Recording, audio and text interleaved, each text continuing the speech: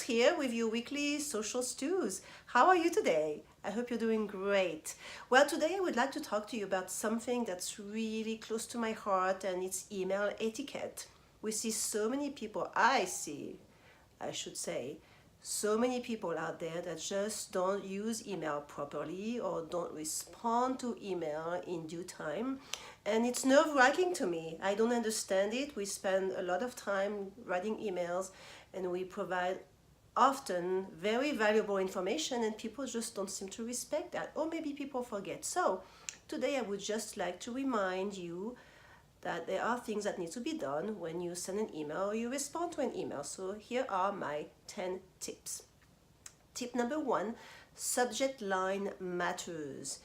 Be very clear in your subject line. Be short and to the point. Try to not put more than 5 or 6 words in your subject line. Avoid all caps, or avoid all lower cases and exclamation point, because this will trigger spam.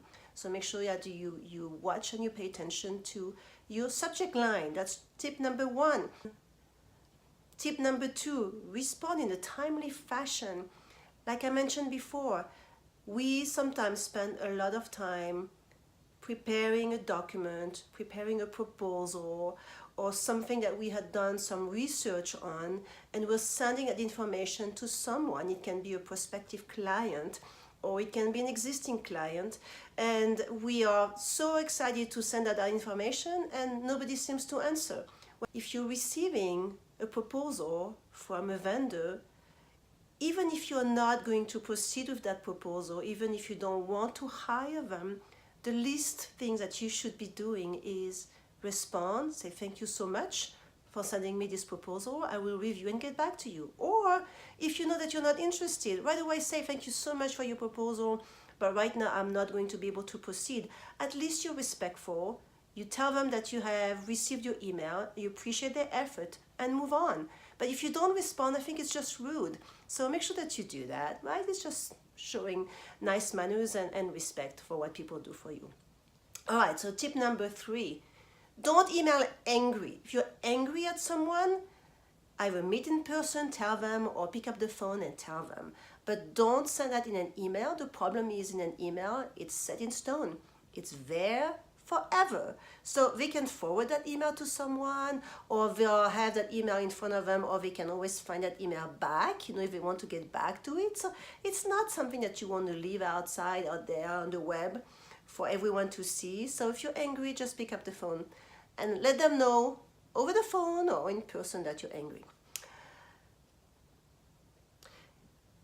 Tip number 4, keep it clean. Nobody likes to read an email that's messy, and nobody likes to read an email that has spelling mistakes, right? So try to make sure that you do the spell check before you send out your email, and try to avoid putting information that's not bringing value, that's not necessary. So make sure that your message is clean and easy to read and with good, proper English. That's important.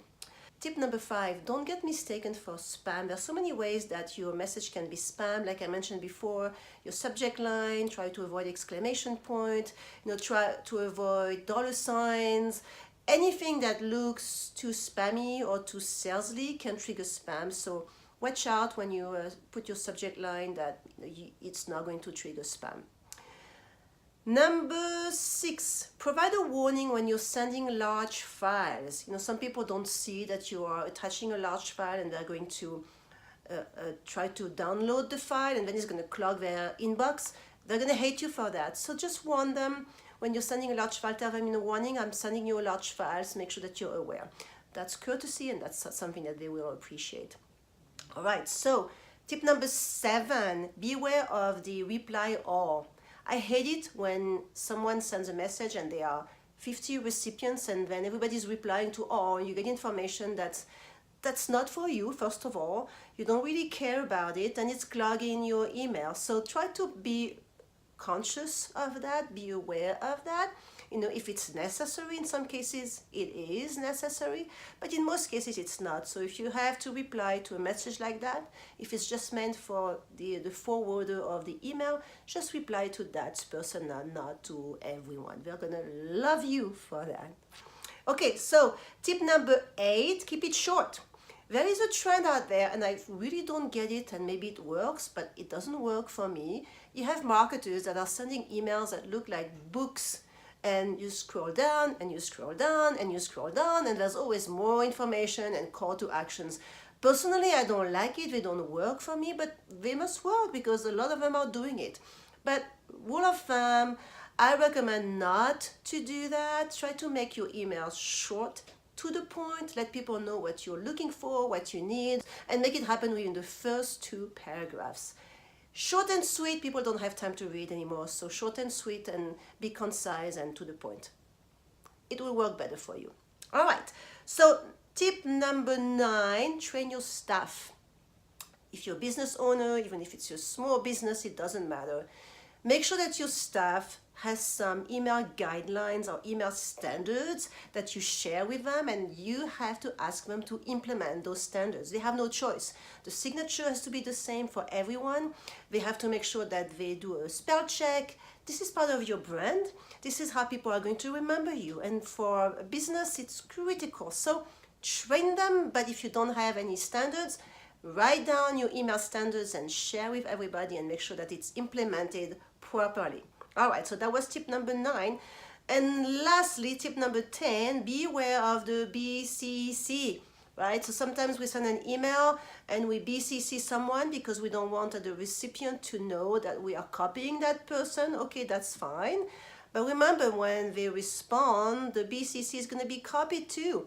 And you can have an exchange of emails that maybe you don't want the BCC person to be informed of everything that's happening. So, and we forget that we BCC people. So be aware of that. That's something that may help you. You just never know. All right, so I hope you enjoyed it. My 10 tips for email etiquette.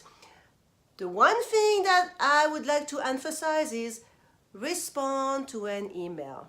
Always respond. It can be short and sweet. You can just acknowledge that you have received the email if that's all the time you have to do. But please do so. It's respect, it's common courtesy. It's something that so many people don't seem to be doing anymore, and it just pisses me off. Sorry, excuse my French, but that's really pisses me off. All right. Anyway, okay, so I hope you enjoyed this. If you like this video, please like it, share it with your friends. If you have not signed up or subscribed to my channel, please subscribe.